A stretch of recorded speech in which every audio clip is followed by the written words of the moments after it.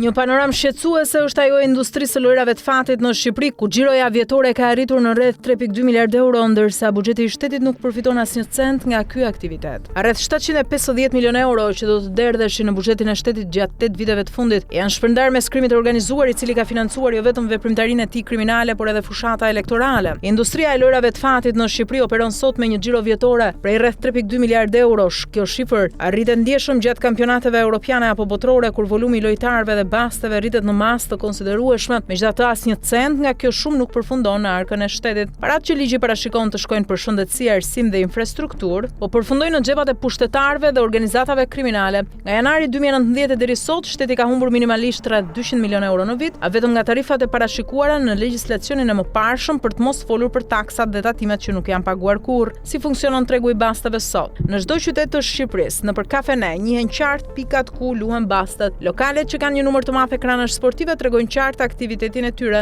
Kompanitë ilegale ofrojnë ristrukturim të plotë lokaleve, investimi varion nga 20 deri në 70.000 euro dhe përfshin gjithçka, nga kafja dhe ekspresit, e mobilizimi dhe dekorimi. Kushti vetëm është që lokali të përdorë IP-n e tyre për baste. Kështu bastet luhen për llogarit kompanisë ilegale, duke bërë të pamundur identifikimin e tyre nga autoritetet. Disa nga këto loto ndodhen fare ngjitur me komisariatet e qytetit. Ky model ka krijuar një rrjet të tërë ku secila kompani kontrollon zona të caktuara gjeografike. Ndarja e territorit është bërë qartë me përjashtim të kryeqytetit, që mbetet një zonë mikse ku interesat e disa organizatave kriminale kryqëzohen. Krimi i organizuar pas çdo kompanie. Një nga zbulimet më shqetësuese është se sot mbas çdo kompanie bastësh qëndron një organizat kriminale. Kompanitë e lojrave të fatit, që dikur vepronin legalisht, u detyruan të kishin pas shpinë një organizat kriminale për dy arsye kryesore. Së pari, këto organizata sigurojnë mbrojtje nga kundërshtarët dhe konkurrentët. Së dyti, ato shërbejnë si përmbarues privat për mbledhjen e borxheve. Nëse një lojtar ka luajtur në mënyrë ilegale dhe ka marrë borxh, organizata kriminale dërgon njerëzit e vet për të arktuar. Gangsterët veprojnë si përmbaruesit e industrisë, duke ditur paraprakisht se çfarë biznesi ka lojtari dhe çfarë zotron, në mënyrë që të vinë e ta marrin. Gjatë kësaj kohe, këto kompani kanë filluar të financojnë edhe aktivitete të tjera të krimit organizuar. Pastrimi i parave përmes kullave dhe resorte.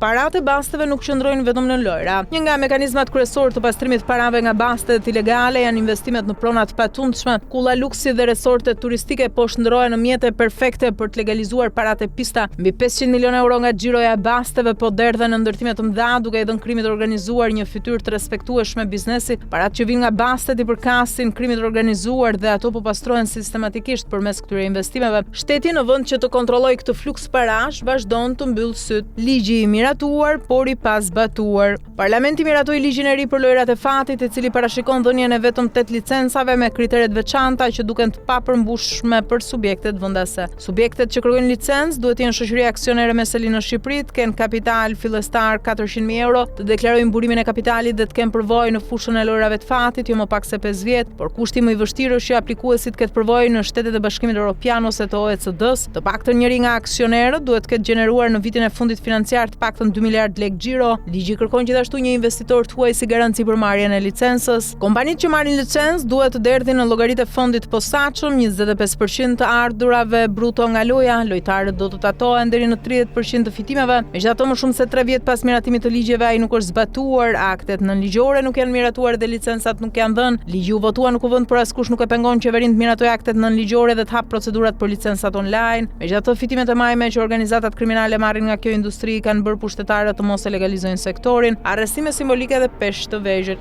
Tabelat e basteve kanë pushtuar çdo cep të qytetit, janë pozicionuar madje edhe ngjitur me komisariatet e policisë, sikur të ishin dyqane të zakonshme. Efektivët e policisë që rrinë në tavolina me eksponent të krimit dhe të lojrave të fatit kanë dalë në përgjime, janë filmuar. Të tjerët paguhen me rrogë nga ky biznes i ndaluar. Kryepolici Skënder Hitaj e nisi mandatin me bujën e madhe të një aksioni kundër basteve, por goditjet ishin boshe, sa për të thënë se po vepron. Hita, si të gjithë para tij, u dorëzua para mafjes së basteve. Shqipëria ja ka dorëzuar të gjithë industrinë e lojrave të fatit, krimit të organizuar. Shteti nuk e kontrollon këtë sektor, por arreston vetëm ca nevojtar që i gjenë për cepa lagjesh. Miliona euro në vit janë dhuruar atyre që merren me këtë industri. Paratë që do të shkonin në buxhetin e shtetit për qytetarët shkojnë në buxhetin e pushtetarëve për llogarinë e tyre dhe për pushtetin e tyre. Industria e basteve në Shqipëri është kthyer në një shtet brenda shtetit, edhe ky shtet nuk paguan taksa, nuk njeh ligje dhe ushqehet nga paratë e qytetarëve, duke e kthyer këtë industri në një nga burimet më të mëdha të financimit të krimit të organizuar në vend.